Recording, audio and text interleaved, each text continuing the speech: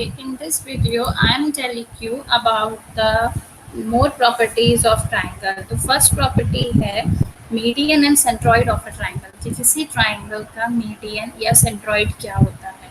So what is the median? If we going through the definition of the median, a median of a triangle is the line segment that joins a vertex to the midpoint of the opposite side. First of all, we have to know what is the vertex of a triangle. If we have a triangle ABC, we have three vertices A, B, and C, and the sides are AB, BC, and CA. तो median क्या होता है कि अगर किसी vertex से हम उसकी अपोजिट साइड मीन सामने वाली साइड के मिड पॉइंट पर एक लाइन ड्रॉ करते हैं तो हम उसको मीडियन कहते हैं. मिड पॉइंट मीन्स अगर BC 4 सेंटीमीटर की है तो उसका जो मिड पॉइंट है वो इसको 2 पार्ट्स में डिवाइड कर देगा, 2 सेंटीमीटर एंड 2 सेंटीमीटर. तो दिस इज मीडियन. तो अगर हम इस लाइन का मीडियन ड्रॉ करें, अगर मैं A से BC पर कोई मीडियन ड्रॉ करती हूँ तो उसका मिड पॉइंट आएगा यहाँ पर. ऐसे ही अगर A से कर दिया हमने, B से हम कहाँ पे करेंगे, इसकी सामने वाली साइड मीन्स AC पर. तो AC का जो मिड पॉइंट आएगा वो आएगा E पॉइंट पर. C से जब हम AB पर मीडियन ड्रॉ करेंगे तो उसका जो मीडियन आएगा वो आएगा F पॉइंट पर. तो हम यहाँ पर इसके लाइन सेगमेंट ड्रॉ करते हैं तो ये जो मीडियन आएगा ये A से D पर आएगा. B से जो हमने AC पर मीडियन ड्रॉ करा ये आएगा BE. ऐसे ही C से हमने जो मीडियन ड्रॉ करा AB पर वो आया CF. तो these are the median, a line segment which join the vertex to the midpoint of the opposite side. अब आपने 6th क्लास में पढ़ा था कि कॉन्करेंट लाइंस क्या होती हैं. कॉन्करेंट लाइंस क्या होती हैं, जब 3 या 3 से ज़्यादा लाइंस एक पॉइंट पर आकर मिल जाती हैं तो उस पॉइंट को हम कहते हैं पॉइंट ऑफ कॉन्करेंस और उन लाइंस को हम कहते हैं कॉन्करेंट लाइन. तो इसमें भी आप देखेंगे कि 3 मीडियन है और तीनों ही मीडियन G पॉइंट पर आकर मिल रहे हैं. तो इस G पॉइंट को हम कहेंगे centroid of the triangle. G is called centroid of a triangle. This is median and centroid of the triangle. Okay. Now we have कुछ properties हैं इसकी भी कि what is median of an isosceles triangle, ये सब. तो ये भी आपको एग्जाम्स पे पूछी जाती हैं तो आपको इसको ध्यान रखना है. The first point is the median of an equilateral triangles are equal. अगर कोई इक्विलेटरल ट्राइंगल है तो उसका जो मीडियन होते हैं वो तीनों मीडियन इक्वल लेंथ के होते हैं. मतलब इक्विलेटरल ट्राइंगल के जो 3 मीडियन है, अगर मैं बोलूँ कि ABC is an equilateral triangle तो AD, BE और CF इनकी लेंथ भी क्या होगी, equal. The median of an equal side of an isosceles triangles are equal. किसी भी isosceles triangle की जो 2 साइड इक्वल होती हैं उनसे जो मीडियन बन रहे हैं वो भी क्या होते हैं, equal. And the third point is the median to the base of an isosceles triangle is perpendicular to the base. कि अगर हम किसी isosceles triangle से उसके बेस पर मीडियन ड्रॉ कर रहे हैं तो वो हमेशा क्या होएगा, perpendicular. And the last and very important point कि the centroid of a triangle divides each one of the median in the ratio 2:1. Means जो सेंट्रॉइड होता है वो हर मीडियन को 2:1 के रेशियो में डिवाइड करता है. अगर आप देखेंगे तो दिस इज 2:1, हर जगह आपको 2:1 ही मिलेगा. C पॉइंट से अगर हमने CF ड्रॉ किया है जो इसका मीडियन है तो वो 2:1 के रेशियो में डिवाइड होगा. तो this is all about median and centroid of the triangle. It's very easy. Centroid name से ही पता चल रहा है आपको सेंटर में होता है और जहाँ पर आपके तीनों मीडियन मिलते हैं. फिर हमारे पास आ जाता है altitude and ortho centre of the triangle. Altitude मैंने आपको जब हमने एरिया पैरामीटर चैप्टर पढ़ा था तो हमने किया था कि एल्टीट्यूड क्या होता है, perpendicular side.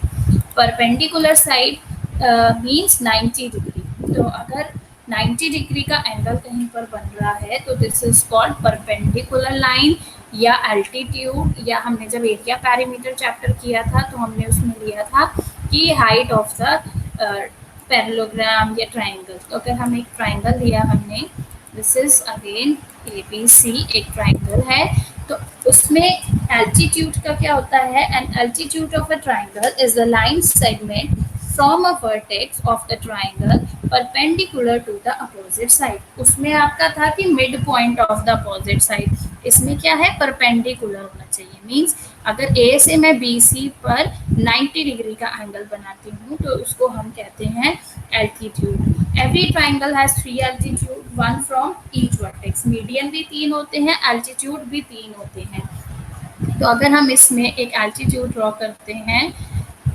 This is perpendicular lines या एल्टीट्यूड, तो मैंने ए से सामने वाली साइड पर एल्टीट्यूड ड्रॉ कर दिया, तो दिस इज 90 डिग्री, 90 डिग्री का एंगल बना रहा है। फिर मैंने B से AC पर एल्टीट्यूड ड्रॉ किया, तो ये 90 डिग्री पर बना रहा है।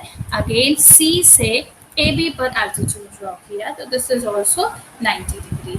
तो ये हमारा है एल्टीट्यूड, मीन्स वर्टेक्स से अपोजिट साइड पर 90 डिग्री का एंगल अगर बना रहा है कोई लाइन सेगमेंट, तो वो उसको कहते हैं हम एल्टीट्यूड। परपेंडिकुलर मीन्स भी 90 डिग्री होता है। अब इसमें अगेन आपका आ गया कि देखो एल्टीट्यूड तीनों एक ही पॉइंट पर आकर मिल रहे हैं, सारे एल्टीट्यूड मिल रहे हैं इस पॉइंट पर, D पॉइंट पर। तो इस D पॉइंट को हम कहते हैं ortho centre of a triangle. क्या कहते हैं, ortho centre of a triangle. Median का सेंट्रॉइड है, एल्टीट्यूड का ऑर्थो सेंटर है। अब इसमें हमारी कुछ प्रॉपर्टीज हैं अगेन, कि फर्स्ट है the altitude of an equilateral triangles are equal, same median भी इक्वल होता है, एल्टीट्यूड भी इक्वल होता है। Second, the altitude drawn on equal side of an isosceles triangles are equal. अगर आइसोसेलेस ट्राइंगल है, आइसोसेलेस मीन्स जिसकी दो साइड इक्वल होती हैं, तो उससे बनाए हुए एल्टीट्यूड्स भी इक्वल होते हैं। And next we have the orthocentre. अब हम ऑर्थो सेंटर की बात कर रहे हैं। ऑर्थो सेंटर मीन्स जो हमारा D पॉइंट है। अब इसको आप ध्यान से देखेंगे, ये बहुत ही इंपॉर्टेंट है। The orthocentre of an acute angle triangle lies in the interior of the triangle. जो हमारा ऑर्थो सेंटर होता है किसी भी एक्यूट एंगल ट्राइंगल का, एक्यूट मीन्स जिसके तीनों एंगल एक्यूट हो, वो एक्यूट एंगल ट्राइंगल होता है। तो अगर कोई भी एक्यूट एंगल ट्राइंगल है तो उसका ऑर्थो सेंटर हमेशा क्या होगा, उसके अंदर आएगा। एक्यूट एंगल ट्राइंगल मैं कैसे भी बना दूं, मैंने इस तरफ उल्टा बना दिया, यहाँ बना दिया, ये भी एक्यूट एंगल है, ये भी एक्यूट एंगल है, this is also acute angle triangle. तो अगर एक्यूट एंगल ट्राइंगल है तो उसका ortho centre means D point हमेशा इंटीरियर पार्ट में आएगा। सेकेंड है the orthocentre of a right angle is the vertex at the right angle. अगर मैं इसको एक राइट एंगल बनाती हूँ तो देखो जो इसका ऑर्थो सेंटर है वो B पॉइंट पर चला गया। B मतलब जहाँ पर 90 डिग्री का एंगल बन रहा है। अगर मैं C पर 90 डिग्री का एंगल बनाती हूँ तो ये ऑर्थो सेंटर C पॉइंट पर चला गया। और अगर मुझे A पॉइंट पर राइट एंगल बनाना है तो ये D पॉइंट A पर चला गया। मीन्स अगर आपका जो ऑर्थो सेंटर है किसी राइट एंगल का है, तो जो राइट एंगल का ऑर्थो सेंटर होता है वो उस वर्टेक्स पे जाता है जिस पर 90 डिग्री का एंगल बन रहा है। Means the orthocentre of a right triangle is the vertex at the right angle, उस वर्टेक्स पर जो राइट एंगल बना रहा है। Next we have obtuse angle triangle. अगर मैं इसको ऑब्ट्यूज एंगल ट्राइंगल बनाती हूँ तो आप देखेंगे कि जो ऑर्थो सेंटर है मीन्स D पॉइंट को बाहर चला गया, एक्सटीरियर ऑफ द ट्राइंगल। यहाँ से अगर ऑब्ट्यूज एंगल बनाते हैं तो ये ऑर्थो सेंटर बाहर चला गया। मीन्स अगर कहीं पर भी आपका ortho centre obtuse angle triangle का है तो उसका जो ऑर्थो सेंटर है वो एक्सटीरियर में बनता है। तो आपको 3 पॉइंट याद रखने हैं कि एक्यूट एंगल ट्राइंगल का ऑर्थो सेंटर इंटीरियर में होता है, राइट ट्राइंगल का ortho centre vertex at the right angle होता है, और ऑब्ट्यूज एंगल ट्राइंगल का ऑर्थो सेंटर एक्सटीरियर पॉइंट पर होता है, एक्सटीरियर में होता है। तो this is all about altitude and ortho center of the triangle.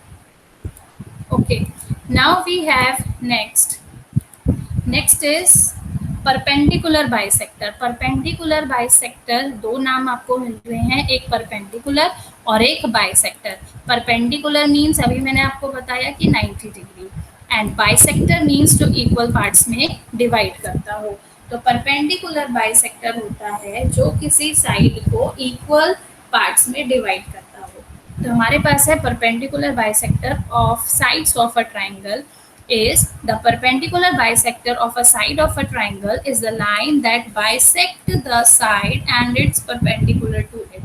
ये हमने 6th क्लास में भी किया था, draw the perpendicular when the point is on the line और when the point is outside the line. तो वैसे ही हमको इसमें भी करना है, हमें परपेंडिकुलर ड्रॉ करने हैं इन सारी साइड्स के, A B B C and A C के। तो हम इसके परपेंडिकुलर बाइसेक्टर्स ड्रॉ करते हैं।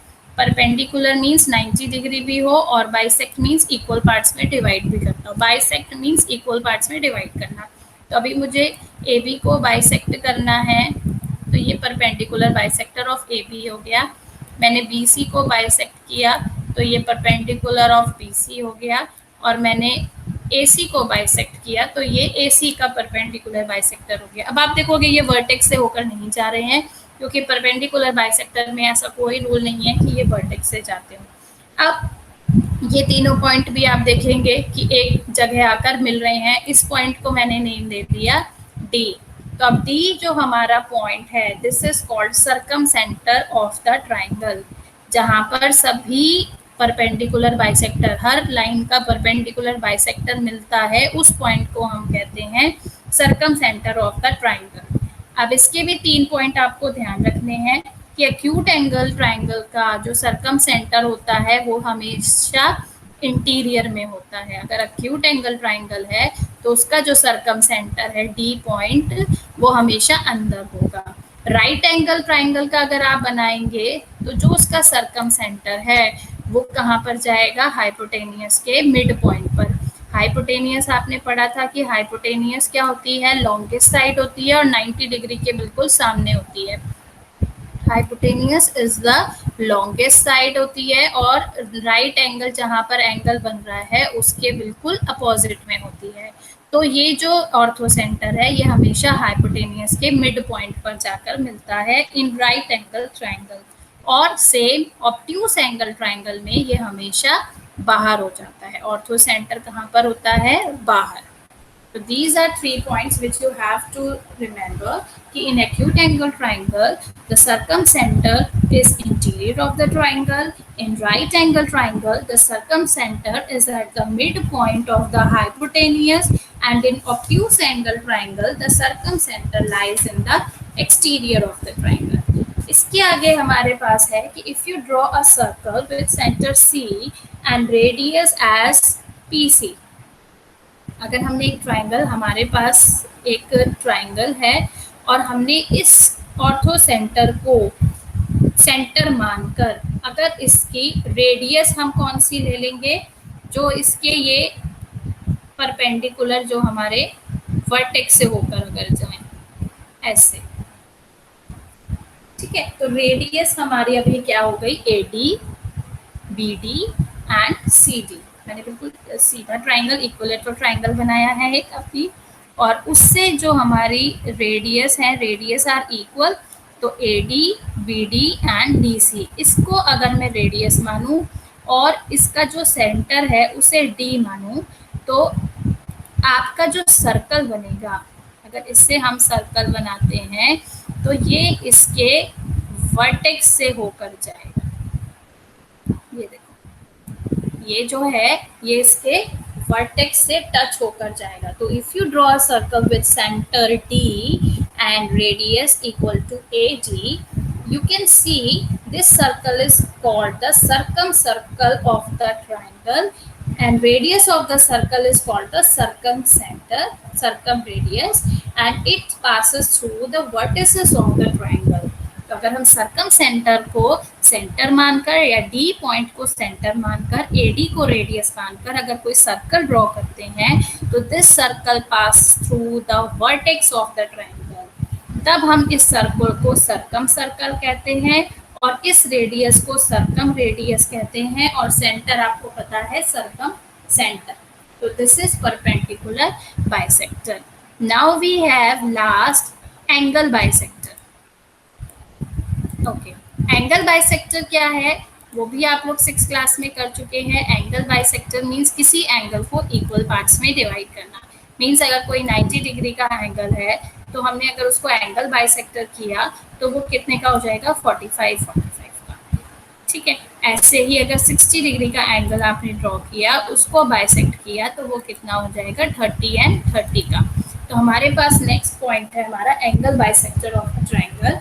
An angle bisector of a triangle is a line segment that bisects an angle of the triangle and has its other end on the side opposite to that angle. जो angle bisector है उसका जो angle को वो bisect करेगा और उसकी जो दूसरी साइड है वो कहाँ जाएगी, सामने वाले साइड पर, अपोजिट साइड पर। तो हमने एंगल बाइसेक्टर किया, मैंने पहले एंगल ए को बाइसेक्ट कर रही हूँ, ये एंगल ए को बाइसेक्ट किया मैंने।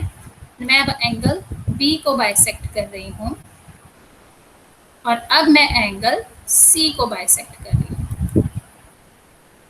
ठीक है, तो this is angle bisector. Okay, now we have again, अगर आप देखेंगे तो all the lines are concurrent at point D. D point पर ये कॉन्करेंट हो रही है, दिस इज डी सेंटर, बिल्कुल जहां पर तीनों लाइंस मिल रही हैं। तो डी को हम कहते हैं incentre of the triangle. अभी हमने करा था circum centre of a triangle जब हमारे पास परपेंडिकुलर बाइसेक्टर था। अब हमारे पास एंगल बाइसेक्टर है, तो ये एंगल बाइसेक्टर कहाँ पर मिलते हैं, डी पॉइंट पर, जिसको हम कहते हैं incentre of a triangle. And the incentre of a triangle is equidistance from its sides. जो ये होता है ये साइड से इक्वल डिस्टेंस पे है। जब हमने पहले परपेंडिकुलर बाइसेक्टर किया था तो वो वर्टिसेस से इक्वल डिस्टेंस पे था। अब इसकी साइड जो है वो इक्वल है। अगर मैं यहाँ पर पॉइंट्स बनाऊं, ये वाली, this one and this one, means DE, DF and DG, these are equal. Equal है तो ये रेडियस हो गई। तो अगर मैं इससे एक सर्कल ड्रॉ करूं जिसकी रेडियस है DE, DF, DG और जो सेंटर है वो है D, तो अगर हम इस सर्कल को बनाएंगे तो ये जो सर्कल है ये ऐसे बनेगा। तो इसमें क्या है, इसकी क्वालिटी क्या है, इस सर्कल को हम कहते हैं इन सर्कल, और the in circle of a triangle is the circle that touches the side of the triangle. जब आपने सर्कम सेंटर किया था, सर्कम सर्कल किया था, तो वो वर्टिसेस को टच कर रहा था, और जब इन सेंटर से हमने सर्कल बनाया इन सर्कल, तो इन सर्कल किसको टच करता है, साइड्स को। देखो ये सर्कल किसको टच कर रहा है, साइड्स को। Clear? The centre of the circle is called in circle, in center of the circle, and the radius is called in radius of the circle. So this is angle bisector. So this is all about worksheet 5, 6, 7, 8. So please read it carefully again from your book so it is clear to you.